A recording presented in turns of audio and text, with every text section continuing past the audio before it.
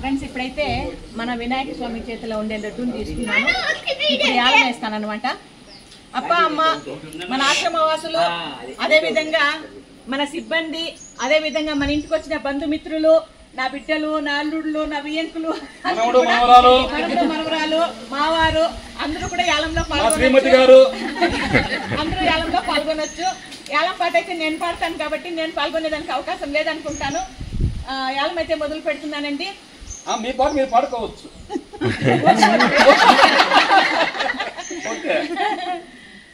ఇక్కడ మన వినాయక స్వామి చేతిలో ఉండే లడ్డు తీసుకున్నాను కాబట్టి, మన ఆశ్రమంలో వినాయకుని పెట్టాము కాబట్టి, మన ఆశ్రమం తరఫున లడ్డు 100 రూపాయలు.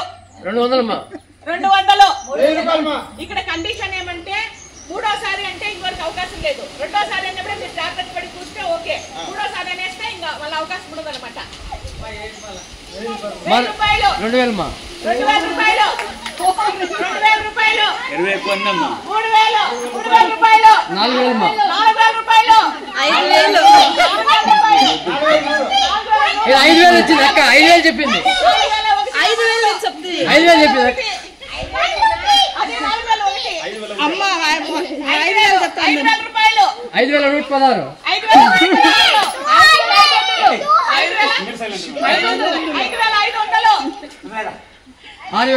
6000 రూపాయలు. 6000.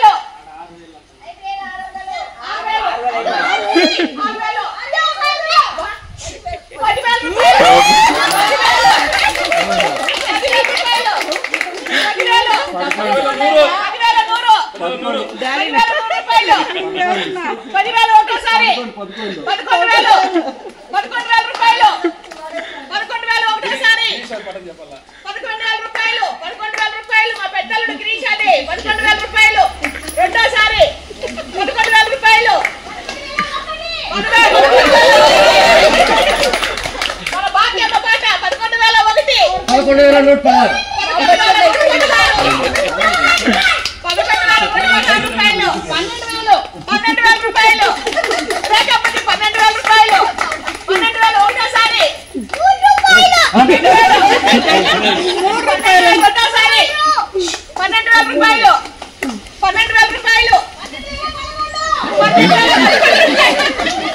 12,011 భాగ్యమ్మ పాట. 12,500. 12,500.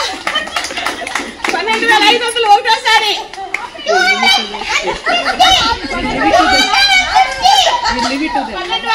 12,600. 12,600 ఒకటోసారి. 12,600 రెండోసారి. భాగ్యమ్మ పాట. 12,600.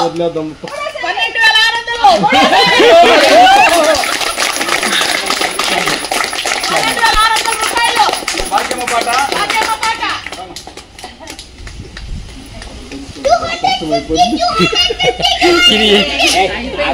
సార్ 20,000 కన్నా పోయి ఉంటుంది.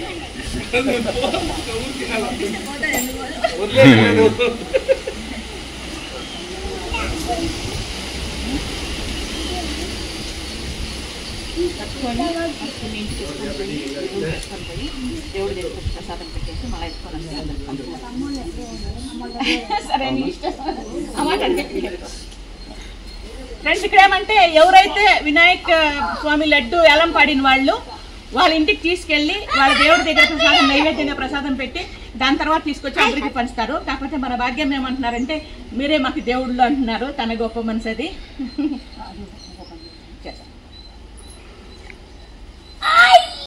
ఇదిగోండి, ఇక్కడ చూస్తున్నారు కదా, మన ఆశ్రమ వాసులు అందరూ కూడా ఈ యాలంపాటలో పాల్గొన్నారనమాట, లడ్డు యాలంపాటలో.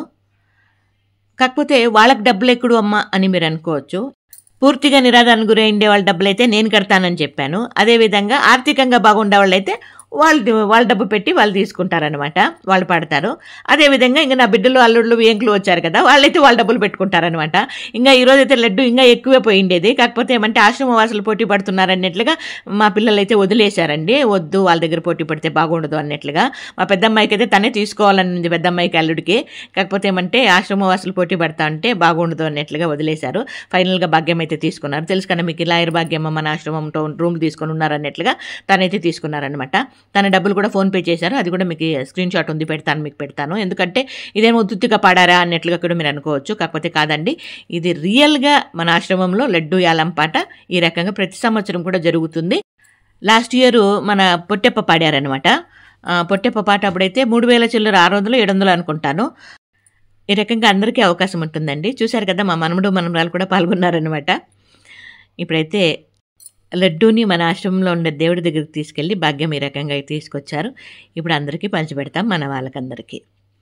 ఈ రకంగా ప్రతిదీ కూడా మన ఆశ్రమంలో మన సాంప్రదాయం ఏదైతే ఉందో అవన్నీ కూడా తూచా తప్పకుండా పాటిస్తున్నామండి. మాకు తెలిసినంత వరకు, అంటే మాకే అన్నీ తెలుసు అనేది కూడా కరెక్ట్ కాదు. మాకెంతవరకు మా పెద్దలు మాకు నేర్పించారో అవన్నీ కూడా ఈ రకంగా తూచా తప్పకుండా పాటిస్తున్నాము.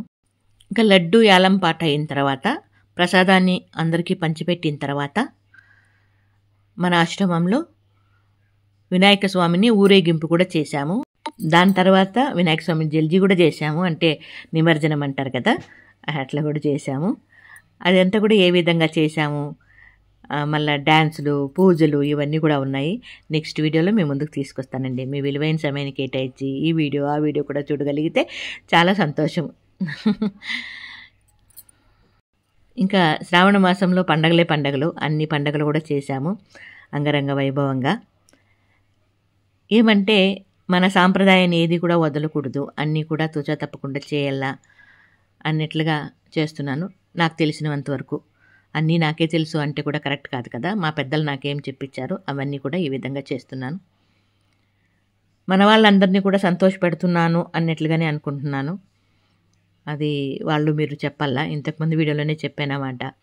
ఎందుకంటే వాళ్ళు తృప్తిగా ఉన్నారు అని నేను చెప్పడం కాదు, వాళ్ళ మాటల్లో చెప్పాలా. ఇవన్నీ చూసి మీరు కూడా చెప్తారనుకోండి, అవునా కాదా అన్నట్లుగా. ఇంకా ఈ పండగలో మా మనమరాలదే ఎక్కువ పండగ అయిపోయిందండి. మీరు గమనిస్తున్నారు కదా, ఇక్కడ ఫాస్ట్ మూడ్లో పెట్టాను. అంటారు కదా, పిల్లలు ఉంటే ఇంకా చాలా బాగుంటుంది పండగల పబ్బాలు అన్నట్లుగా. అదేవిధంగా ఉంది ఇక్కడ వీడియోలో కొంతమంది కనపడలే, అంటే రేఖ, జ్యోత్స్న, అనిలు వీళ్ళంతా ఎక్కువ కనపడలే. ఎందుకో వాళ్ళని తీసిండ్లా. అనిల్ బాబు వీడియో తీస్తున్నాడా, లేదు ఇదిగోండి అనిల్ బాబు, నూరేన్ లాయిస్ అనిల్ కనపడినాడు. గిరీష్ బాబు. జోసమ్మ ఆడిపోయిందో, జోసమ్మ కూడా ఆడుంచండి. వైట్ పింక్ శారీ ఉంది కదా, జోస్ పాప అనమాట.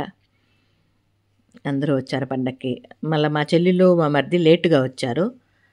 లేటుగా వచ్చినా లేటెస్ట్గా వచ్చారనుకోండి. తెలుసు కదా, మీరు వాళ్ళు వస్తే ముఠాముడి సర్దుకొని వస్తారంటే మాకు ఈ ఆశ్రమానికి ఇచ్చేదానికే. కాబట్టి కొంచెం లేటుగా వచ్చారు. ఈరోజు అయితే వంట వాళ్ళని పిలిపించామండి.